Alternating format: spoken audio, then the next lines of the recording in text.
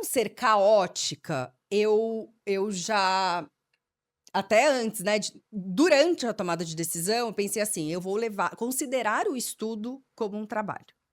Então, assim, eu nem senti diferença de carga horária, porque eu estudava muito, muito mesmo, mesmo tendo todo o tempo do mundo, porque eu sabia que um grande problema de quem só estudava era o lance da procrastinação. Porque, Amanhã eu tenho mais tempo. amanhã eu tenho mais tempo, entendeu? Eu não estudo, eu não trabalho, então tá tudo bem.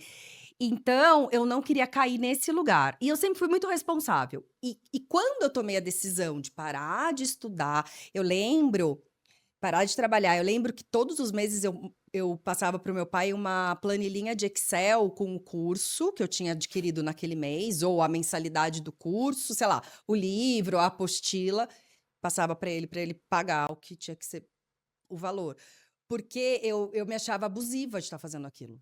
Mesmo meu pai sempre foi mão aberta, e ele já eu sei que ele nunca pensou isso, mas eu pensava.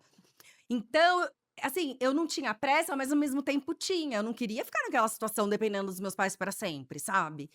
Então, eu seguia a minha rotina de estudo como se fosse um trabalho, Jefferson. Era despertador tocando, tipo 6 horas da manhã. Eu pegava um café, mesmo dentro do meu quarto. Então eu era bem Caxias, e como eu acho que eu tratava o estudo de forma tão séria e tão profissional, assim, pra mim eu na minha cabeça eu estava trabalhando.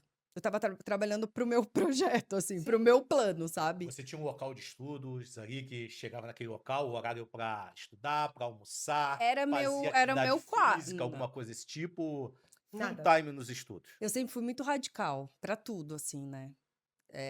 Eu não sou muito equilibrada, sabe, eu mergulho mesmo naquele universo. E para os estudos não foi diferente, assim, como eu não trabalhava, o fim de semana eu era um trabalho, eu considerava então o estudo realmente um trabalho, era de segunda a sexta, Tá. até porque se eu não tivesse feito isso, eu acho que eu teria surtado estudando por 3 anos, né. Então fim de semana, eu saía normal, assim, fazia nada, namorava na época, essas coisinhas, assim. Mas durante a semana era o estudo, religiosamente, mas o meu lugar de estudo era o meu quarto mesmo, assim. Então era onde eu dormia e onde eu estudava, não fazia atividade física. E e eu tinha toda a ajuda, assim, né, minha mãe, sei lá, preparava o almoço, então eu não perdia tempo Sim. com essas coisas. Mas, eh, eu acho que eu também eu conquistei um respeito muito interessante da minha família, que foi com o tempo também, né, porque isso não é do dia pra noite, assim. Eu lembro que no começo me atrapalhavam muito, muito, assim, do tipo: "Por que ela não tá fazendo nada lá no quarto? Ela só tá estudando? Sim. Então, Sil, vamos no banco comigo? Sil, Sim, você consegue ir no pode mercado?". Eu Você virei secretária. você passou por isso, já que Exato. já que você não tá, né, Exatamente. trabalhando. Já que você não tá trabalhando, você precisa ajudar na casa, assim, né, nessas coisas. E aí, eu nunca fui muito assim, de, né, partir pra briga, porque você só vai perder energia. E aí, eu acho que foi necessário um tempo pra todo mundo ir Entender. entendendo o que tá acontecendo, porque você vai se entendendo no lugar de concurseira profissional. E eu falo para as pessoas que eu já acompanhei, a melhor forma da sua família te respeitar é eles verem que você tá levando a sério o seu projeto, né. Então eu lembro que depois de um tempo, de sei lá, no segundo ano de estudo, os meus sobrinhos minha sobrinha era bebê, assim, de 1 aninho e meio, ela sabia que o quarto da tia Sil era território proibido, assim, não podia bater na porta, não podia nada, não podia nada. Então era umas 5 horas da tarde, minha mãe só batia e falava: "Sil, café". Aí eu já sabia que, tipo, tem um café pronto, sabe. Que era o meu respiro, saía do quarto, pegava um café, mas de resto, a minha família começou a respeitar muito, porque eu, mesmo sem trabalhar, eu renunciei de muita coisa. Então, eventos familiares, viagens. Eu me lembro de uma grande viagem que aconteceu, na época eu namorava um cara que era de família rica, e aí ele chegou pra mim um dia e falou: "Sil, a gente vai pra Europa".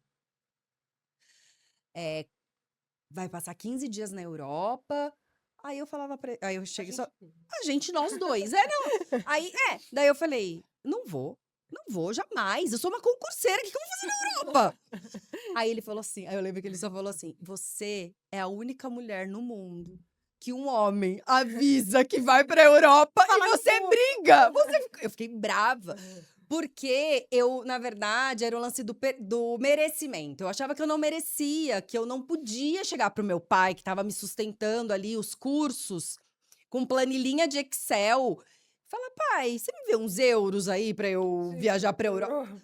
Pra mim era inconcebível isso, sabe? Então, eu acho que eu sempre me mantive muito pé no chão, pra respeitar mesmo esse momento. Assim, não sei. Você chegou a fazer uma reserva tática para fazer essa transição? Zero. Zero. A reserva era meu pai mesmo. Mas é isso, cara, eu acho que eu sobrevivia com R$ 500 no mês, assim. Mas é que eu acho que isso também, né, é um fator de você respeitar até aquela posição, né, de, poxa, meu pai está fazendo esse investimento em mim, eu preciso honrar esse investimento, né? E eu acho que esse lance de eu levar um pouco até pro sofrimento, do tipo, cara, eu não quero gastar dinheiro com nada e tal, era uma forma de me incentivar a ser aprovado o mais rápido possível. Sim. Assim, se eu tivesse uma vida boa, não tô com pressa e tal, aí, né? Você queria sair daquela situação Eu de queria dependência, né? exatamente, exato. É isso mesmo. E você falou que seu pai, por ter passado pelo processo, né, de concursado, ele era uma válvula ali para conversar, tinha alguém para você conversar sobre esse processo de estudos que você estava sentindo? Chegou um momento, como eu sou uma pessoa um pouco desequilibrada, chegou um momento que até meu pai, minha mãe, eles queriam tirar o pé um pouco. Sil, mas vamos, é Calma. só um aniversário, vamos. Mas é só uma viagem de Natal em família, vamos. E eu falava, não, não vou, não vou, não vou, não vou, não vou. Me mantendo ali, sabe, imersa no projeto.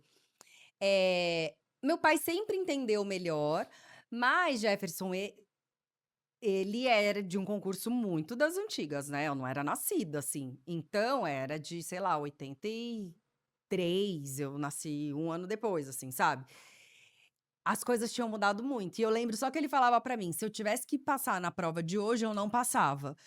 Aí eu pensava: "Cara, se ele tá falando isso, eu tô ferrada, o que que eu vou fazer da minha vida?", sabe assim? Mas era com ele que eu conversava. Então eu lembro quando saiu a autorização do ISS São Paulo, que eu fiz eram as 2 provas da minha vida, ISS São Paulo ou ICMS São Paulo, porque eu não queria sair daqui da cidade. Quando saiu a autorização, eu liguei pra ele chorando: "Pai, saiu a autorização do ISS". Daí ele falou: "Filha, mas precisa sair autorização pra ter a prova mesmo. Por que que você tá chorando?". "Não, não tô preparado", tipo louca. Era com ele que eu conversava, porque era ele que entendia. Minha mãe, acho que até hoje, não sabe. Ela pode perguntar se eu faço coisas de imposto de renda, sabe? Ela ainda confunde. Se trata de quais tributos mesmo? Essa coisa. Não, mas pô, legal assim você compartilhar, porque as pessoas só veem um lado da prancheta, né? E aí quando a gente está aqui, confidencia as nossas emoções, todas as nossas angústias, sofrimentos, você acolhe, querendo ou não, você acolhe através do vídeo ali. Putz, caralho, ela passou por isso, ó. Tá lá, legal, o pessoal começa a te acompanhar. Por algum motivo, Jefferson, assim, eu lembro que quando eu conversei com meu pai pra sair da empresa, ele falou: "Filha, te apoio", porque, né, eu nunca dei trabalho, eu sempre fui estudiosa. Ele falou: "Não, te apoio, cara". Ele sempre me apoiou em tudo. E aí ele me falou assim: "Eu só acho que você tem que estipular um período de estudo, assim, 2 anos, e depois, se não der certo, voltar para o mercado de trabalho, porque senão fica difícil se recolocar, né, muito tempo fora", sabe aquela lacuna de Sim. currículo.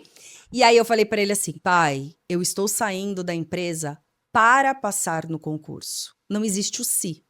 Eu vou ser aprovada". E aí, gente, assim, naquela hora eu falei, sabe quando você fala e depois você tem que acreditar nas palavras? Mas eu tenho um pouco disso, assim, do tipo, eu não sei de onde veio essa. Eu tinha certeza que eu seria aprovada. Não nessa prova que eu fui, eu não sei o que eu faria. Eu acho que eu não desistiria até acontecer, sabe? Porque foi uma decisão muito importante pra mim sair da empresa. Às vezes pode parecer banal, mas não, foi um marco mesmo na minha vida, sabe? Então, era pra passar num concurso. não existia outra possibilidade. Pô, legal, cara. E no processo de estudos, né? Você com experiência em hotelaria, contábeis, auditoria, qual foi onde pegou mais pra você que tu disse, caramba, quase arrancou os cabelos com disciplina? Cara, então, exatas eu não sei até hoje, né, não sei, É. não sei. E aí, eu precisava saber pelo menos um pouco, né, matemática financeira. Estatística. Nossa senhora, só de pensar me dava calafrio, assim. Mas essa parte de exatas foi o meu grande problema, assim. A sorte, ou não, né, enfim, mas eu acho que a sorte foi que assim, durante a preparação, sem ter edital, sem saber exatamente a prova que eu ia fazer, eu sempre estudei exatas. Acabei indo mais para matemática financeira, porque eu vi que estatística, nossa, mesmo quem conseguia, quem ia bem em exatas não conseguia muita coisa, imagina eu.